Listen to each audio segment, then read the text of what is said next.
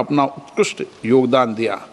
अपने दीर्घ एवं शानदार करियर के दौरान श्रीमती आशा भोसले ने विभिन्न भारतीय और विदेशी भाषाओं में गीत गाया, जिससे उन्हें भारत और विदेशों में अत्यधिक लोकप्रियता और प्रशंसा मिली। उनके उत्कृष्ट योगदान को मान्यता देते हुए वर्ष 2008 में भारत के दूसरे सर्वोच्च नागरिक सम्मान पद्म विभूषण तथा वर्ष 2000 में फिल्म जगत के सर्वोच्च सम्मान दादा साहेब फाल्के पुरस्कार से सम्मानित किया गया है। इसके अतिरिक्त उन्हें कई राष्ट्रीय तथा अंतर्राष्ट्रीय पुरस्कारों से भी सम्मानित किया गया। श्रीमती आशा भोसले जी का निधन 92 वर्ष की आयु में 12 अप्रैल 2026 को महाराष्ट्र के मुंबई में हुआ।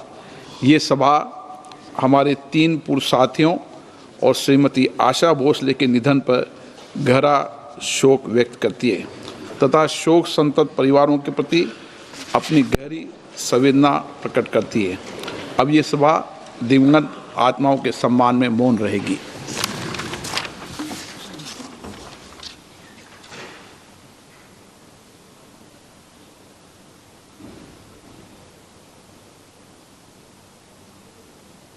ओम शांति।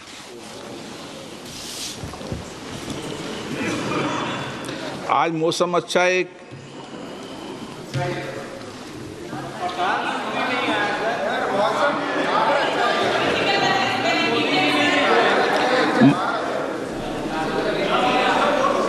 बोलना है। माननीय सदस्य, मैं इस प्रतिष्ठित सदन में भारत की वैज्ञानिक प्रगति और टेक्नोलॉजी में आत्मनिर्भरता की यात्रा में प्राप्त एक महत्वपूर्ण उपलब्धि के बारे में उल्लेख करना चाहता हूं। दिनांक 6 अप्रैल 2026 को भारत ने तमिलनाडु के कलपक्कम में एक महत्वपूर्ण वैज्ञानिक उपलब्धि हासिल की। हमारे 500 megawatt prototype fast breeder reactor ने प्रथम किटी कैलेटी को सफलतापूर्ण प्राप्त कर लिया है।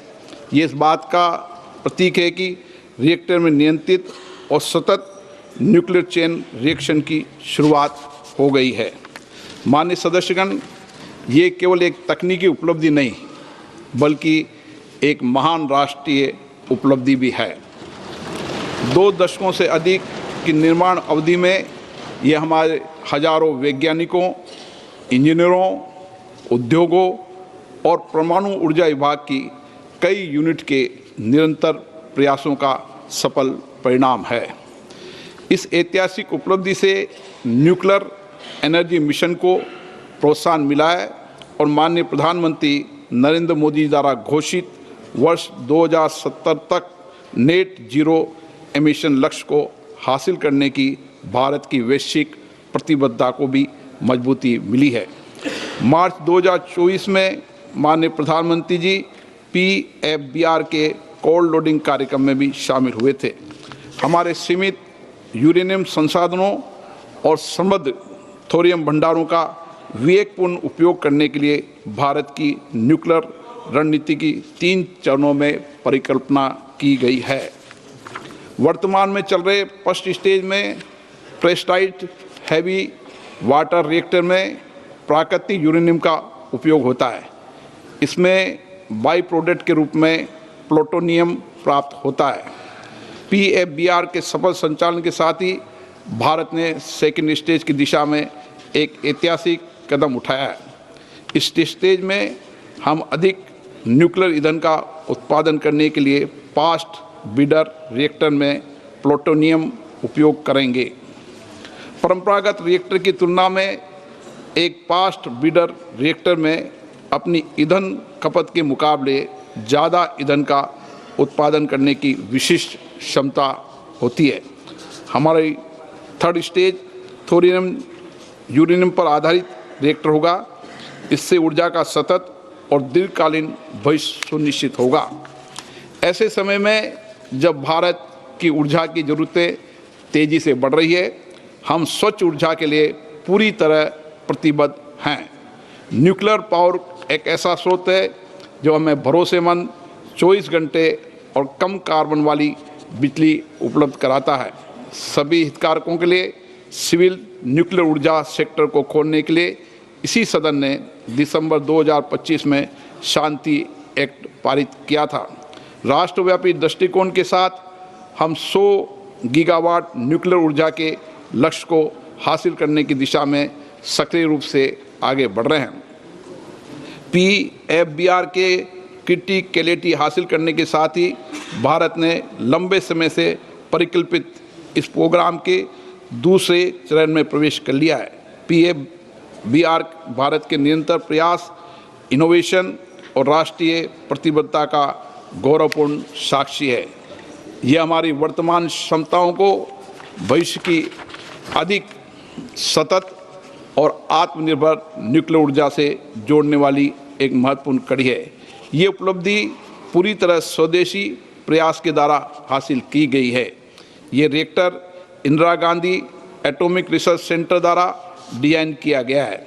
इसे nuclear power corporation of India limited ने बनाया है। इसमें अन्य भारतीय उद्योगों की भी महत्वपूर्ण भागीदारी है।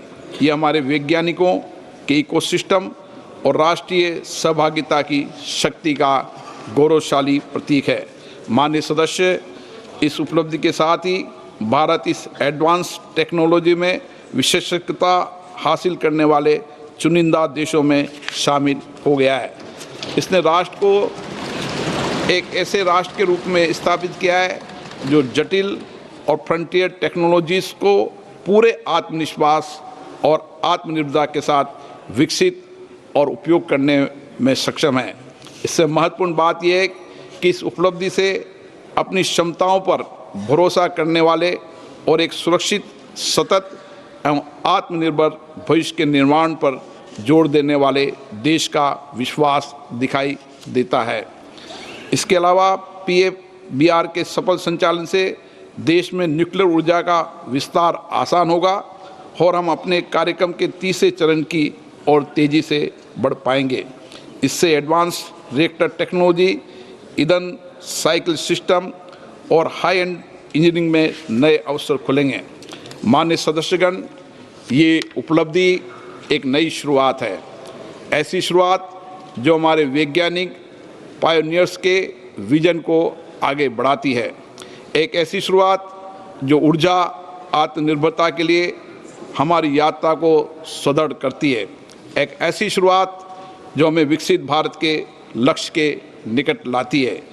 ये एक ऐसा पल है जो हमारे समग्र भविष्य को आकार देने और हमारी साझा आकांक्षाओं को पूरा करने वाली विज्ञान और तकनीकी शक्ति में हमारे भरोसे को मजबूत बनाता है।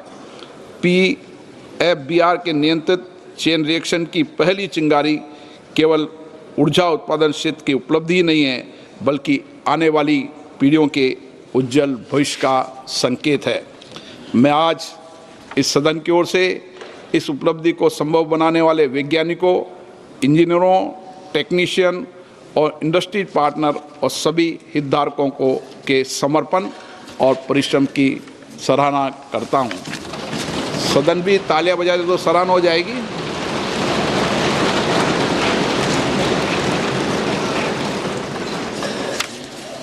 सभा पटल पर रखे जाने वाले पत्र। Item number 2, Arjun Ram Meghwal.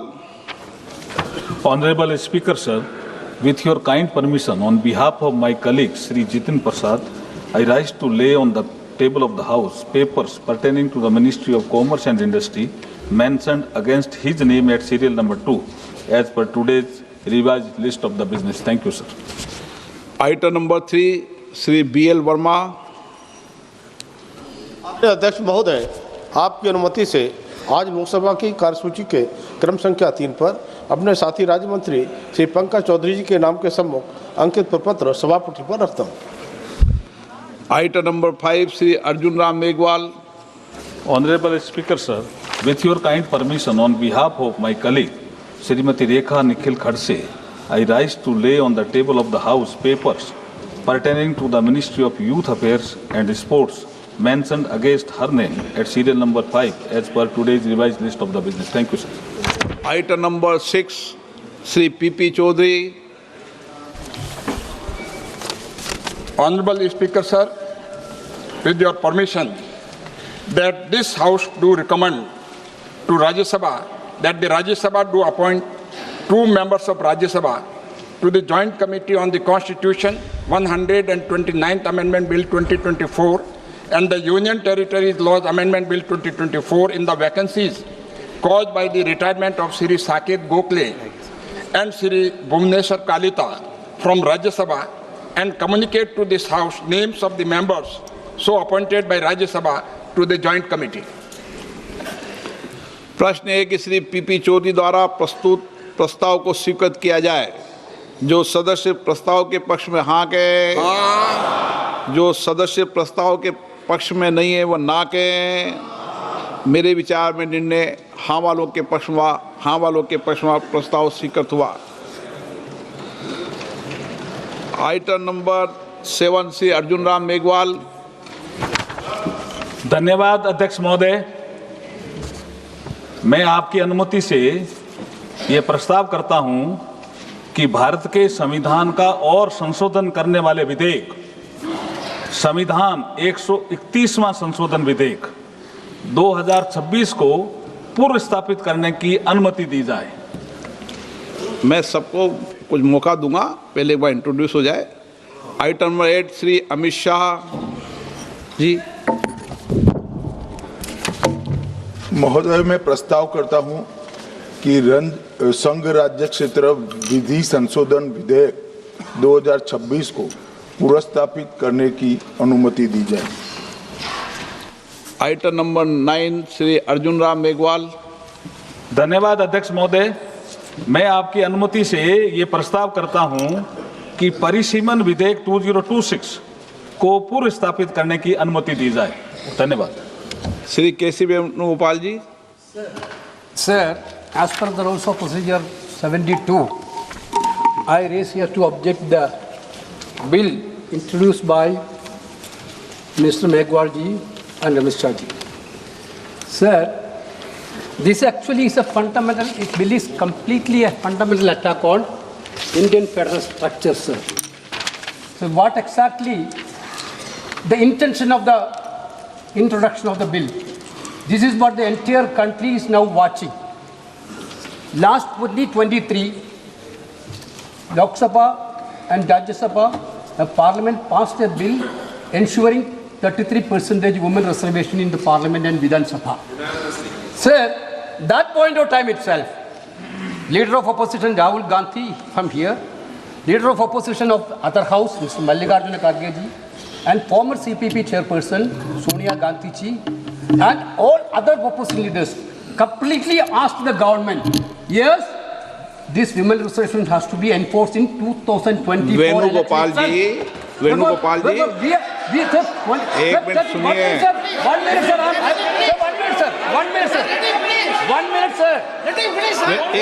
एक मिनट वेणुगोपाल जी, मैं प्लीज आपको एक मिनट मैं दे रहा हूँ। पूरे विषय पर मैं बोलने दूंगा, पर्याप्त समय दूंगा, लेकिन ये विषय अभी बिल इंट्रोड्यूस का है, उस पर बोल ले, बाकी आप पूरा विषय रखना। मैं सबको पूरा विषय समय दूंगा। भूमिका इसमें नहीं बांधते। 81 and 82 completely provide the protection for fixing the streets of state on representation basis. This government want to completely hijack that constitutional protection and they want to put, the bill is very clear, sir. The bill, sir. नहीं, मेरा एक अनुरोध है, मेरे को आप नहीं, speaker ने कहा है आप बोल सकते हैं, मगर स्पीकर ने जब कहा कि रूल 72 में है, आप इंट्रोडक्शन को अपोज करने के लिए रूल्स 72 में जो आप बोलना चाहते हैं तो वो टेक्निकल विषय है। आप जो है पूरा इशू पे डिबेट पे शुरू हो गया। वेणुगोपाल जी, ये डिबेट का समय का नहीं है, ये टेक्निकल आप ऑब्जेक्शन जो उठाया उस पे बोलना है। कॉम्पिटेंसी ऑफ द हाउस का जो मामला है आप उसको बताइए। नहीं, पूरा मौका देंगे, कोई अभी बिल पास थोड़ी हो रहा है। आप जितने घंटे जाओगे उतने घंटे मौका दूंगा। 33% of women reservation, why don't you implement in 2024 election? Sir, you only, sir. गृह मंत्री जी क्या करें? बिल के पुरस्तापित है बगैर बिल के मेरिट्स पर कैसे चर्चा हो सकता है?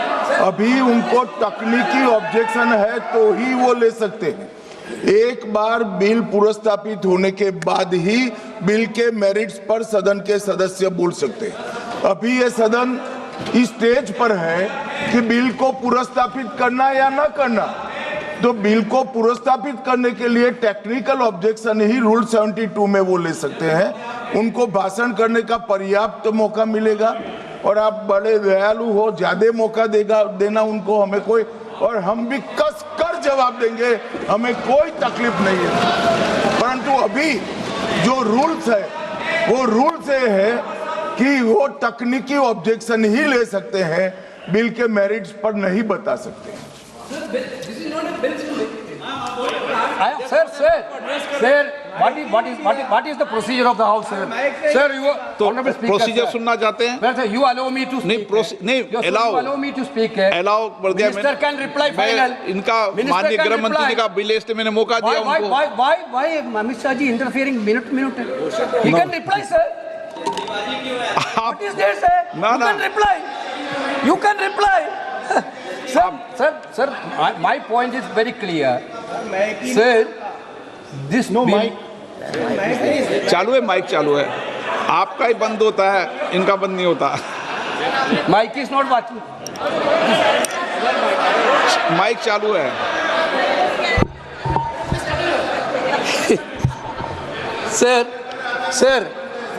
Sir, therefore, we insisted that women reservation should be implemented in 2024. You brought a bill that women reservation will be implemented after the census and census after delimitation. Venugopal ji, This is by the government only, not from opposition. Now you are telling delimitation census is not possible before 2029. Therefore, you have a better example in Assam. You have a better example in Jammu Kashmir. How you completely done the delimitation exercise? Every entire country know that. You Venugopal want ji. to centralize that Venugopal delimitation ji, now आपको national. Sir, my कितना point समय is that, sir, आप this is senior against member हैं। this is against, sir, you are. मैंने कहा- When Indira Gandhi ji was the Prime Minister, the protection of the state has been given by the Constitution, मैं आप 25 years. आपको पूरा Sir, समय Atal दूंगा। Bihari Vajpayee ji also, in 2001, Atal Bihari Vajpayee also extended that protection. आगे नहीं Now बोलेंगे you आपको। want to take away the protection given by Indira ji and Atal Bihari Vajpayee. Your intention is very clear, sir. Your intention is to hijack Indian democracy. बोलिए। You know about the Indian people mindset. You are scared of 2029 election. You want an escape route to cover up that 2029. That is why you bring the anti-constitutional bill. Therefore, I think the minister has to withdraw this bill, sir. This is the minister has to withdraw the bill. मैं पहले ही सदन को बता दूं कि इस bill पर व्यापक चर्चा होगी, इसलिए आप अपने विषय को जब व्यापक चर्चा हो जब बोलें, और पर्याप्त समय आपको दूंगा, कोई समय की कमी नहीं रहेगी। अभी नियम प्रक्रियाओं से सदन चले, 72 में ही आप ऑब्जेक्शन करें, ये मेरा आग्रह है आपसे। धर्मेंद्र यादव जी, आपको देंगे। धन्यवाद अध्यक्ष जी। नोटिस पहले सबसे पहले नोटिस आपका। मैं अपनी पार्टी और अपने नेता आदरणीय अखिलेश जी की ओर से ये जो तीनों ही के तीनों बिल आए हैं, संविधान संशोधन बिल, परसीमन बिल, संघराज्य बिल, तीनों ही बिलों का पुरजोर विरोध करता हूं सभापति जी, और संवैधानिक आधार पर करता हूं। देश के संविधान में हम संसद को पावर इस बात की दी गई है कि संविधान की सुरक्षा करें, सुरक्षा करें, लेकिन सभापति जी आज एक ऐसे बिल आए हैं कि हम लोग संविधान को ही तोड़ना, मरोड़ना, फोड़ना चाह रहे हैं, और इसका हम समाजवादी पार्टी के लोग पुरजोर विरोध करते हैं। सभापति जी, विरोध के आधार हैं। सभापति जी, जिस तरह से डिलिमिटेशन को जनगणना से पृथक किया जा रहा है, ये मैं समझता हूं संविधान की भावनाओं के पूरी की तरह से विरोध में है। जिस तरह से महिला बिल के नाम पर महिला बिल की चाशनी, अध्यक्ष जी एक मिनट तो देना पड़ेगा अध्यक्ष जी, नहीं देंगे, दीजिए। ऐसे नहीं चलेगा महिला सदन। बिल की चाशनी के नाम पर जो हाल कश्मीर का हुआ है, आसाम का हुआ है, वही हाल पूरे देश के करने का जो प्रयास है, हम संपूर्ण विपक्ष की ओर से इसका हम पुरजोर विरोध करेंगे। सभापति जी, एक आधी बात और, इस बिल के अंदर जब तक पिछड़े वर्ग की महिलाएं, जब तक मुसलमान भाइयों की महिलाएं नहीं शामिल की जाएंगी, हम समाजवादी लोग इसका साथ नहीं देंगे। और एक बात और स्पष्ट करना चाहता हूं, समाजवादियों से बड़ा महिलाओं का हितैषी इस देश की कोई पार्टी नहीं है। आज भी आपसे ज्यादा प्रतिशत हमारे अंदर महिलाओं की है। इसलिए सभापति जी, आपके माध्यम से सरकार से अनुरोध है कि इस बिल को, संविधान संशोधन बिल को, परिसीमन बिल को, केंद्र राज्य संशोधन बिल को वापस लिया जाए और जो 2023 में महिला बिल लागू किया इस सदन ने, उसका अनुपालन किया जाए, देश के अंदर लागू किया जाए। अब सब सीनियर सदस्य हैं, सबको बार बार टोकने का, रोकने का कहेंगे तो अध्यक्ष महोदय हमें रोकते हैं, टोकते हैं। इसीलिए क्या महिला आरक्षण के खिलाफ हैं क्या आप?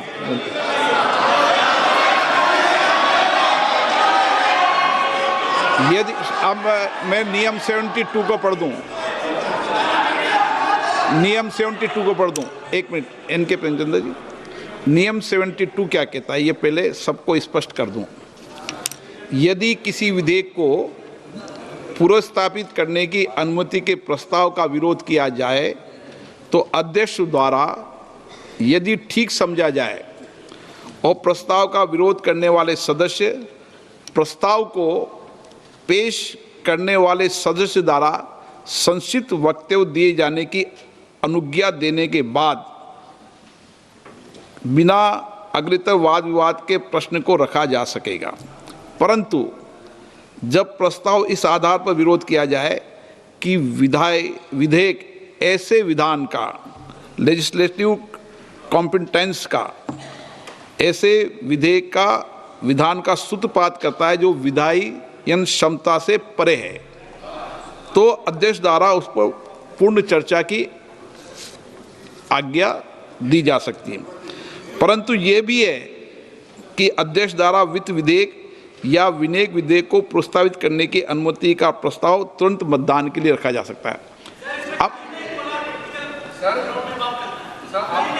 आपने रूल 72 में जिन्होंने नोटिस दिया है, आपने रूल 72 में ये टेक्निकल विषय उठाने का मौका दिया जा रहा है। मेरा एक बहुत विनम्रता से एक रिक्वेस्ट है, अभी जैसे हमारा समाजवादी ने कहा कि मुस्लिम महिलाओं का आरक्षण होना चाहिए, ये असंवैधानिक बात इस तरह का रूल 72 में ना बोले। धर्म के नाम पर यहाँ रिजर्वेशन नहीं हो सकता, संविधान में नहीं है, इस तरह का बात ना करें। आपने नहीं बुलाया जी महिला विधेयक को।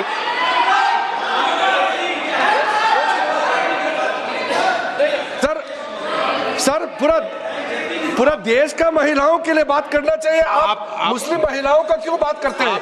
ये राजनीतिक है, ऐसा मत कीजिए। आप पूरा देश का महिलाओं के लिए बात कीजिए।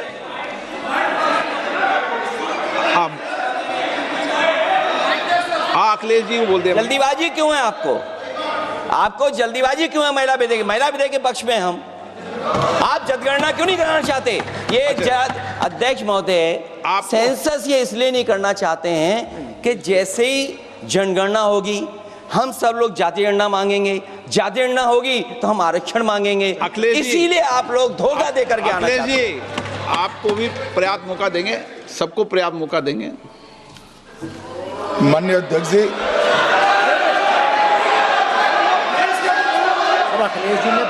अखिलेश जी ने बोला, उसका जवाब दे रहे हो तो हाँ, उसी पे जा रहे हैं, उसी पे बोल रहे हैं। हाँ, माननीय अध्यक्ष जी, सदन की कार्यवाही को पूरा देश देख रहा है। कुछ स्टेटमेंट ऐसे किए गए जो जनता में चिंता पैदा कर सकते हैं। अखिलेश जी ने कहा जनगणना क्यों नहीं हो रही है।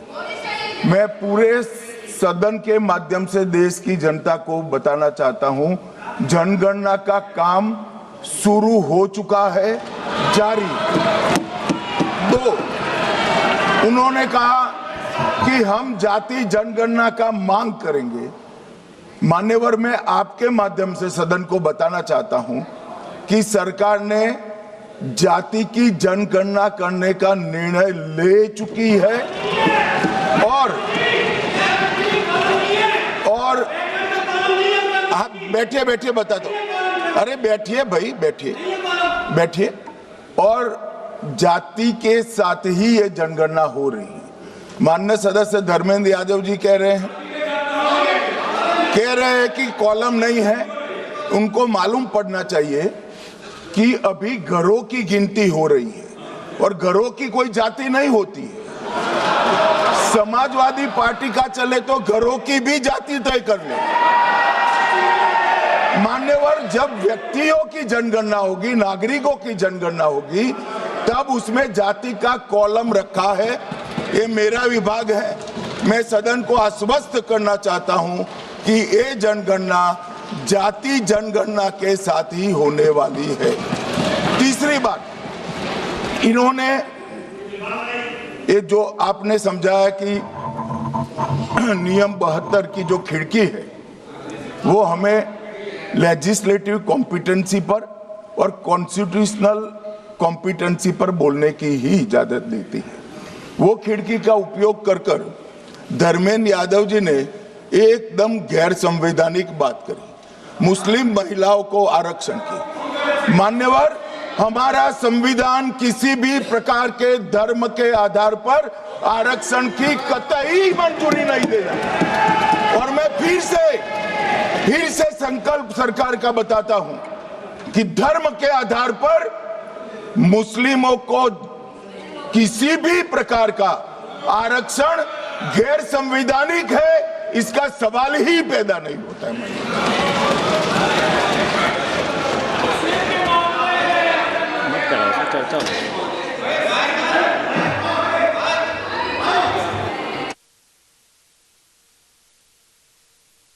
It's not there. अध्यक्ष महोदय, अनडेमोक्रेटिक बात माननीय मंत्री जी ने कही। हो सकता है उन्होंने धर्म की बात कही हो, लेकिन पूरा देश आदि आबादी को आरक्षण चाहता है। अध्यक्ष महोदय, मैं माननीय मंत्री से जानना चाहता हूं, क्या मुस्लिम महिला आदि आबादी में नहीं आती हैं? नहीं होनी ना, देंगे। समाजवादी पार्टी सारी टिकटें मुस्लिम महिलाओं को दे दे, हमें कहां आपत्ति है? हमें कोई आपत्ति नहीं है। चलिए अखिलेश जी, जब पूरी डिबेट सर नहीं सर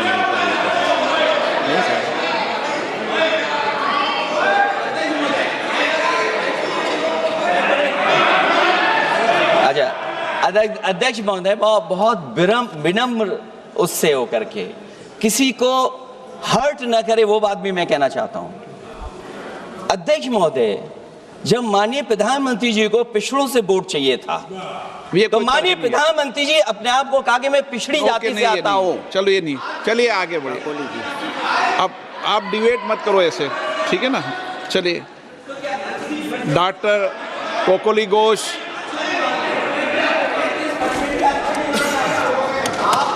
जब आपको डिबेट होगा तो पर्याप्त मौका मिलेगा। आप सारा विषय रखना, डिबेट के समय कोई दिक्कत नहीं है। Honorable sir, I rise on behalf of All India Trinamool Congress to raise my objection for introduction of this bill for two reasons. The 131st Amendment of the Constitution. First, the Article 334A is arbitrary as it makes women's reservation dependent on a future delimitation exercise, contingent on the discretion of the government.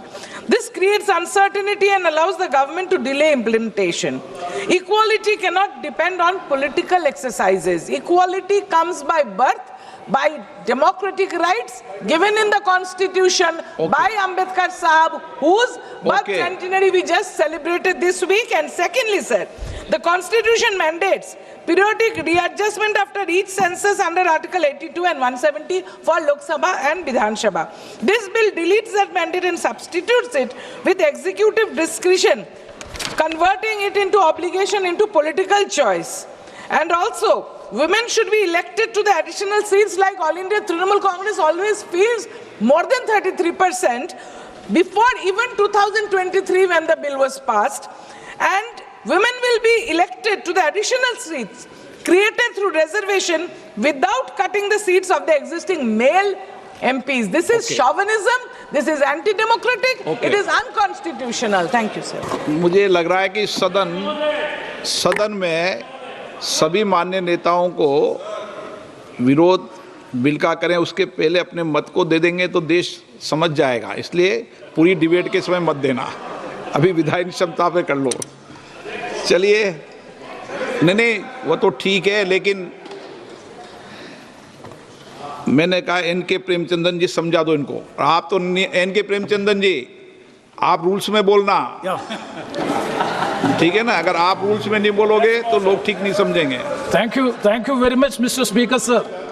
Sir, I rise to oppose the introduction of 131st Constitution Amendment Bill on the following 6 grounds, and that to the constitutional grounds. I am questioning and challenging the constitutional competency as well as the legislative competence of introducing this bill. So kindly, according to Rule 72(1) proviso, kindly provide me some time so as to elucidate my case regarding the legislative competence of the bill.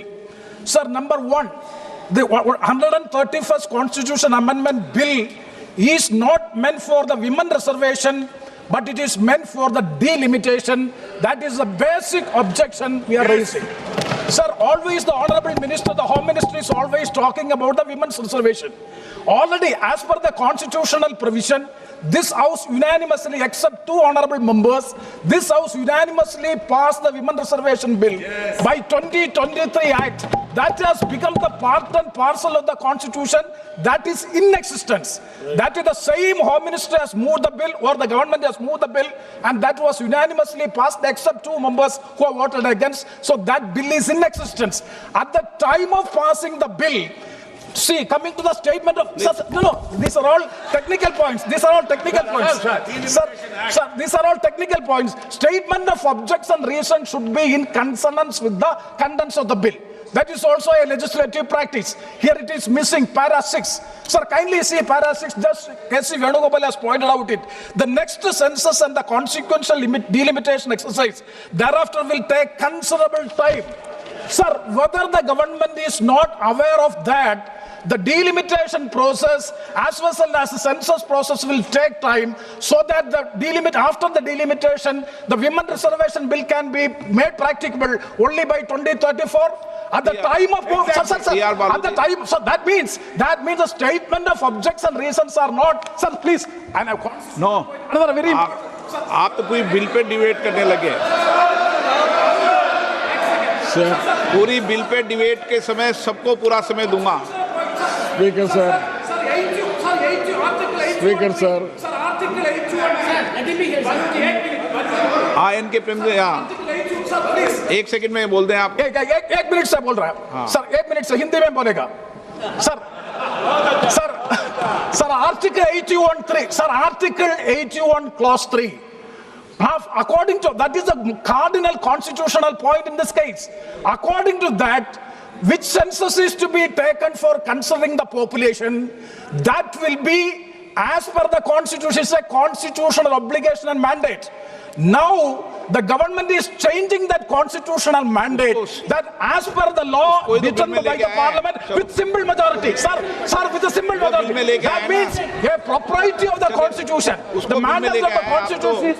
आप तो intelligent member of parliament उस bill में लाए ना इसको। बालू जी, I rise to oppose the bills which have already been sandwiched. So that's why yesterday your video I told. And it is, we can call it as a sandwich bill. All the 3 bills can be called as a sandwich bill because everything is interlinked together.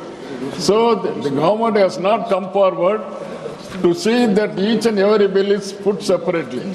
They have sandwiched each and everywhere it has got a link. And every speaker of this house would find very difficult to distinguish between one bill to another bill. First of all, I could say that we are for women's bill as passed in 2023 in the same Lok Sabha and Rajya Sabha, which has already been in record. So that is why it is not necessarily to bring one more bill. But at the same time, we could insist that government should have come forward in 2024, 2025 and now 26 at least. But now they are linking the things further. So they want to have a delimitation, they want to have a census, then after the census it has to come into. So what I suggest is, yesterday my leader in Salem rally, he has hoisted the black flag and at the same time he has burnt to ashes the bill proposed by the उन्होंने government. काला झंडा दिखाया, पीला झंडा दिया, इससे सदन से क्या लेना देना? दिखाते रहो झंडे. So actually, at the same time, you would like to clarify that the opposition to these bills do not alter our party stand for immediate implementation of 33% reservation for women in parliament and in legislation. So whatever the DMK stand is very clear, and they should not just find fault with in between, so that things will be very clear. That is why I reiterated this one. We are for women's reservation, and this women's reservation should be taken forthwith without any further delay. See, Asauddin Owaisi. Sir, I oppose this introduction of this constitutional amendment bill because it violates the parliamentary form of democracy and federalism, which are both parts of basic structure of the Constitution, sir.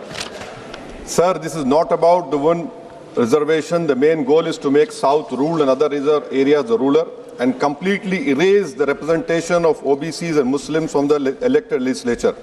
Sir, federalism is the basic structure of the Constitution. By removing the delimitation freeze, it gives more seats and power to larger population while denying a fair voice to smaller population. This again is a violation of federalism, which is part of basic structure, sir. Sir, the Hindi heartland has 38.1%. It will increase to 43.1%. Southern states will decrease from 24 to 20%. Sir, why I say it is complete destruction of federalism? It also curtails parliamentary democracy. Parliament democracy has to be representative of, if a voter in Telangana feels that their voting or not makes no difference, if decisions are taken in UP rather than parliament, why will they vote? Thirdly, sir, it violates our own direction 19A2. Minister has to give 7 days notice of a motion for introducing a bill in this house. Similar copies of the bill have to be introduced, need to be given to members 2 days before the introduction. Third, sir, this is a clear violation of 123B of RPA Act 1951 to 1 week before voting. I call this a corrupt practice, sir. I will be asking for a division of this bill, sir, and I end by what Sahir Ludhiani had said.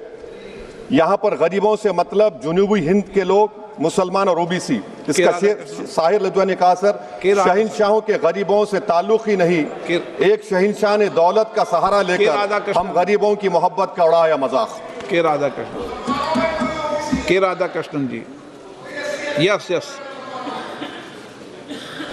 Thank you, sir. Sir, I strongly oppose the introduction of the Constitution 131st Amendment. Sir, any constitutional amendment must uphold federalism, democracy and social justice. However, this bill raises serious concern, having been introduced without adequate consultation with the state government and stakeholders, thereby undermining cooperative federalism. It is important to recall the Constitution 106th Amendment in 2023. Sir, in this context, introducing another amendment raises doubt about the government's interest, especially amid forthcoming state elections, suggesting political motive rather than democratic commitment. Such significant amendment cannot be rushed. This bill risks centralizing power and weakening states. Sir, therefore, I urge the government must withdraw the bill after the bill will come after the census and implementation later. I object once again.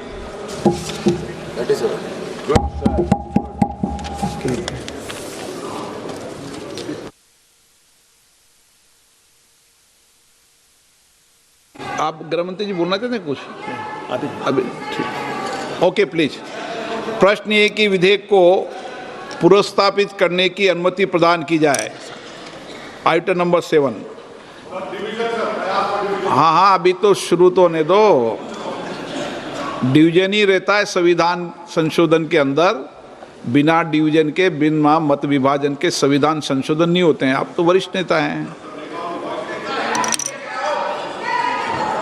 Please. Item number 7। प्रश्न ये कि विधेयक को पुनर्स्थापित करने की अनुमति प्रदान की जाए। जो सदस्य इसके पक्ष में हैं वह हाँ कहें, जो सदस्य विरोध में ना कहें। मेरे विचार में निर्णय हाँ वालों के पक्ष में हुआ।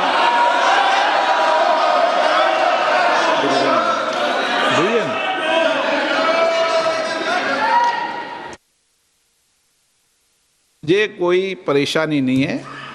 ये संवैधानिक रूप से आप डिवीजन मांग सकते हो, लेकिन मेरा ये कहना है कि संविधान संशोधन में डिवीजन होता ही होता है, मत विभाजन होता है।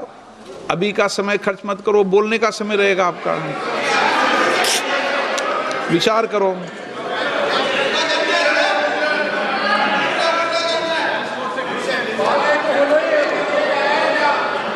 बाद में तो मत विभाजन होना है, क्यों समय खर्च करते हो? मांगना ही है। ओवैसी साहब सबसे ज्यादा चिंतित हैं आज।